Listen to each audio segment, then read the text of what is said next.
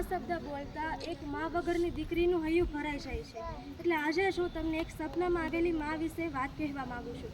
એટલે એનો આજે હું અભિનય કરવા માગું છું. તો ચાલો શરૂ કરીએ.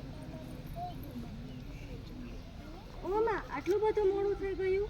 વાંચવામાં કેમ ટાઈમ વયો ગયો ખબર જ ન પડી. ચાલ હું સૂઈ જાઉં, નહીતર સવારે સ્કૂલે જવામાં મોડું થશે. માં, ઓ માં, અહીં આવો ને મારી પાસે. મારે મારા મનની વાત કહેવી છે. માં, તમારો પ્રેમ એટલો જ પવિત્ર ને એટલો દયાવાન છે ને કે એની કોઈ સીમા નથી. અને તો પણ લોકો ભગવાનની પૂજા અર્ચના કરવા માટે આમ તેમ ભાગદોડ કરશે. પણ છેલ્લે એક પ્રશ્ન તો રહેશે જ કે આ દુનિયામાં ભગવાન છે કે નહીં. પણ માં, હું કહું છું કે આ દુનિયામાં ભગવાન છે. હા માં, હા, આ દુનિયામાં ભગવાન છે. મેં મારા ઉઠતા, બેસતા, ખાતા ને પીતા આ બધી જગ્યાએ મેં મારી સાથે જોયા. હું મારા આંસુ કે દુઃખ ભગવાનના ખોળામાં પાડું તો આસપાસ મળે કે નહીં એ ખબર નહીં. પણ માં, તમારા ખોળામાં પડેલું એક એક આંસુ આ સહન નહીં કરી શકે. મૂર્તિમાં રહેલા ભગવાન મને ટેકો આપે કે ના આપે, એ મૂર્તિમાં રહેલા ભગવાન મને ટેકો આપે કે ના આપે. પણ માં, તમે જ છો જે મને બધી જગ્યાએ ટેકો આપો છો. તમે મને 9 મહિના સુધી તમારી જાન જોખમમાં નાખીને જન્મ આપ્યો ને, એટલે હું તમને ક્યારેય નિરાશ નહીં થવા દઉં કે ક્યારેય નિરાશ નહીં જોઈ શકું માં. એટલે હું તમને ક્યારેય નિરાશ નહીં જોઈ શકું માં. તમે ભલે મારી બધી ભૂલોને માફ કરી દો છો માં, તમે ભલે મારી બધી ભૂલોને માફ કરી દો છો. પણ આ સમાજમાં રહેવા માટે માં તમારું પાલવ તો જોઈએ ને. પણ આ સમાજમાં રહેવા માટે માં મારે તમારા પાલવની તો જરૂર છે જ નહીં.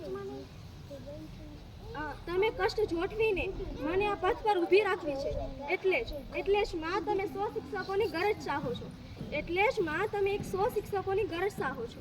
માં, તમારામાં એક દિવ્ય શક્તિ છે જે મને અંધારામાં પણ દિવ્યતા કરીને આપે છે. કોઈ મને સાંભળે કે ન સાંભળે,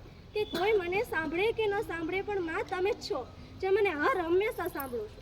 પણ માં, એક તમે જ છો જે મને હર હંમેશા સાંભળો છો. મોટા પુસ્તકો લખી નાખું હું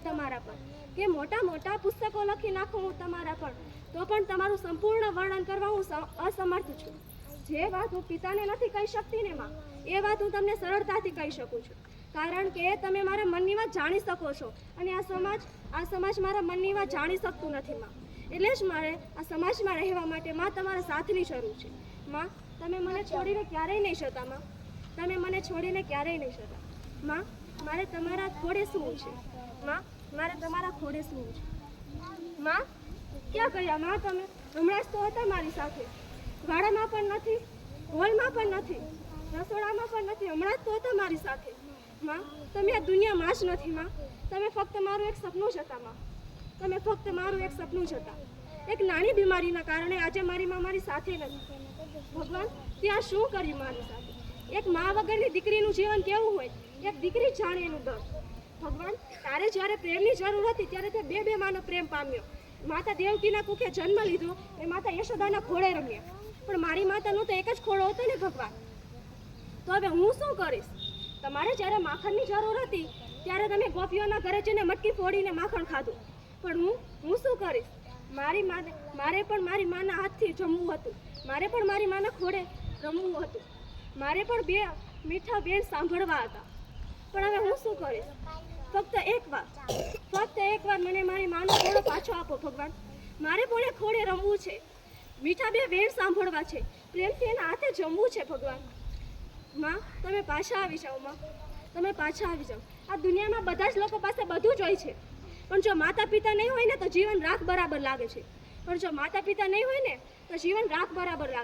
બધા જ સંતાનો પાસે માતા પિતા હોય છે તો તેના ચરણોમાં જ 68 તીર્થ સમાયેલા છે. કે માતા પિતાના ચરણોમાં 68 તીર્થ સમાયેલા છે તો પછી બીજા તીર્થનું શું કરશો તમે બધા? આ દુનિયામાં તમને બધું જ મળી રહેશે, પણ માતા પિતા ફરીથી ક્યારેય નહીં મળી રહે. એટલા માટે જેની પાસે અત્યારે માતા પિતા છે ને એ એમનું માન કરો, આદર કરો ને સન્માન કરો. Thank you.